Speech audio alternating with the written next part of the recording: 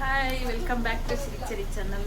Hi, Hi. Subscribe ಮಾಡಿ, Body. Like ಮಾಡಿ, Body. Support ಮಾಡಿ. Body. ಬಾಯ್. Bye. ಲೈಕ್ ಮಾಡಿ, Egg money. ಸಬ್ಸ್ಕ್ರೈಬ್ ಮಾಡಿ, Money. ಸಪೋರ್ಟ್ ಮಾಡಿ. Money. ಹಾಯ್, ಹಲೋ, ಎಲ್ರಿಗೂ ನಮಸ್ಕಾರ. Welcome to Sirichari channel.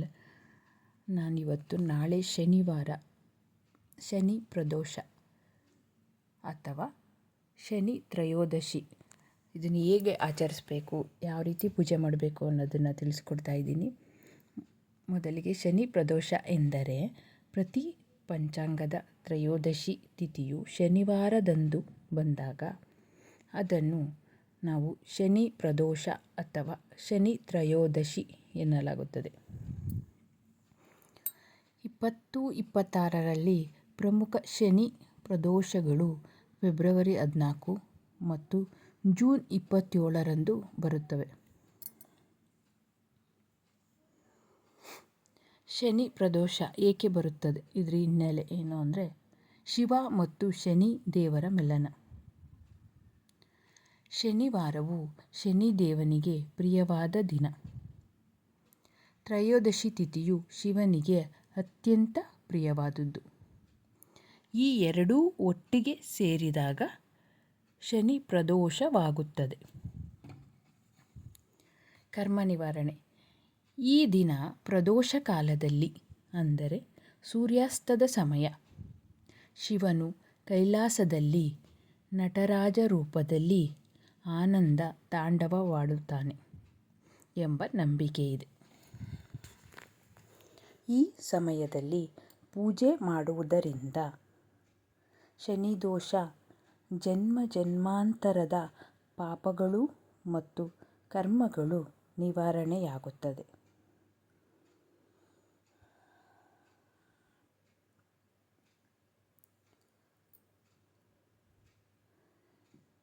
ಈ ದಿನ ನಾವು ಏನೇನು ಮಾಡಬೇಕು, ಏನೇನು ಕೆಲಸಗಳನ್ನು ಮಾಡಬೇಕು ಅಂದರೆ, ಮಾಡಬೇಕಾದ ಕೆಲಸಗಳು ಯಾವುವೆಂದರೆ ಉಪವಾಸ ಮತ್ತು ಶಿವಪೂಜೆ.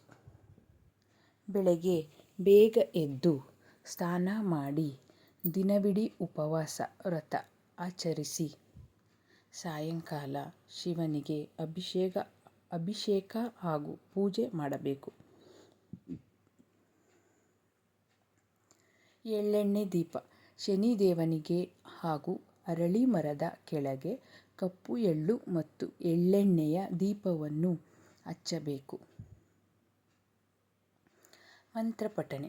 ಶಿವನ ಮೂಲ ಮಂತ್ರ ಓಂ ನಮಃ ಶಿವಾಯ ಮತ್ತು ಶನಿ ಮಂತ್ರ ಓಂ ಶಂ ಶನೇಶ್ವರಾಯ ನಮಃ ಅನ್ನು ಕನಿಷ್ಠ 108 ಬಾರಿ ಜಪಿಸಬೇಕು. ದಾನ ಮಾಡುವುದು ಅಂದರೆ ಏನೇನು ದಾನ ಮಾಡಬೇಕು?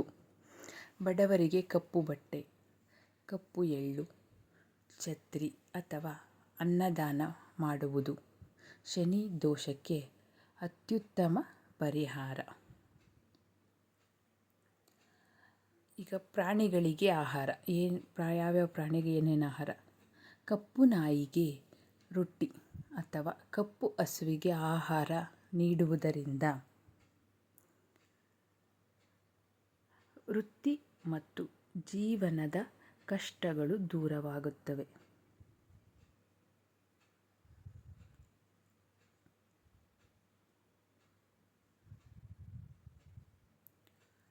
ಇವಾಗ ಏನೇನು ಕೆಲಸಗಳು ಮಾಡಬಾರದು, ಯಾವ್ಯಾವ ಕೆಲಸ ಈ ದಿನ ಅಂದರೆ ಶನಿವಾರದಂದು ಜೂನ್ 27ರಂದು ಯಾವ್ಯಾವ ಕೆಲಸ ಮಾಡಬಾರದು ಅದನ್ನು ಇವಾಗ ಹೇಳ್ತಾ ಇದ್ದೀನಿ. ಮಾಡಬಾರದ ಕೆಲಸಗಳು: ತಾಮಸಿಕ ಆಹಾರ ನಿಷೇಧ. ಈ ದಿನ ಯಾವುದೇ ಕಾರಣಕ್ಕೂ ಮಾಂಸಾಹಾರ, ಈರುಳ್ಳಿ, ಬೆಳ್ಳುಳ್ಳಿ ಹಾಗೂ ಮದ್ಯಪಾನವನ್ನು ಮಾಡಬಾರದು. ಶನಿ ದೇವರ ಕಣ್ಣುಗಳನ್ನು ನೇರವಾಗಿ ನೋಡಬೇಡಿ. ಶನಿ ದೇವಸ್ಥಾನಕ್ಕೆ ಹೋದಾಗ ಶನಿ ವಿಗ್ರಹದ ಕಣ್ಣುಗಳನ್ನು ನೇರವಾಗಿ ನೋಡಬಾರದು. ಪಾದಗಳನ್ನು ನೋಡಿ ನಮಸ್ಕರಿಸಬೇಕು. ಕಬ್ಬಿಣ ಅಥವಾ ಕಪ್ಪು ವಸ್ತುಗಳ ಖರೀದಿ ಮಾಡಬಾರದು. ಶನಿವಾರದಂದು ಕಬ್ಬಿಣದ ವಸ್ತುಗಳು, ಎಣ್ಣೆ ಅಥವಾ ಕಪ್ಪು ಎಳ್ಳನ್ನು ಮನೆಗೆ ಖರೀದಿಸಿ ತರಬಾರದು. ದಾನ ಮಾಡಲು ಖರೀದಿಸಬಹುದು. ಅಂದರೆ ನಾವು ಅಲ್ಲೇ ತಗೊಂಡು ದಾನ ಕೊಟ್ಬಿಟ್ಟು ಮನೆಗೆ ಬರಬೇಕು. ಕೋಪ ಮತ್ತು ವಾದಗಳು. ಈ ದಿನ ಯಾರೊಂದಿಗೂ ಜಗಳವಾಡಬಾರದು.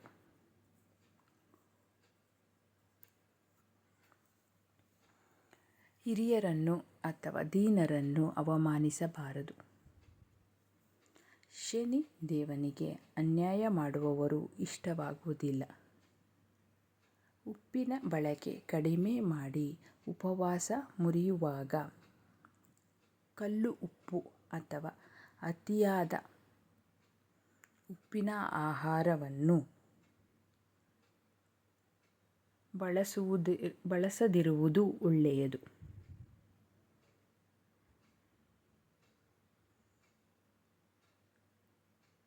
ಇಷ್ಟು ಜೂನ್ 27ನೇ ತಾರೀಕು ಏನೇನು ಮಾಡಬೇಕು ಮಾಡಬಾರ್ದು ಎಲ್ಲ ವಿಷಯವನ್ನು ನಿಮಗೆ ತಿಳಿಸಿಕೊಟ್ಟಿದ್ದೇನೆ.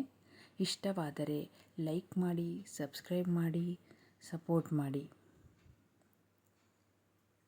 ಧನ್ಯವಾದಗಳು.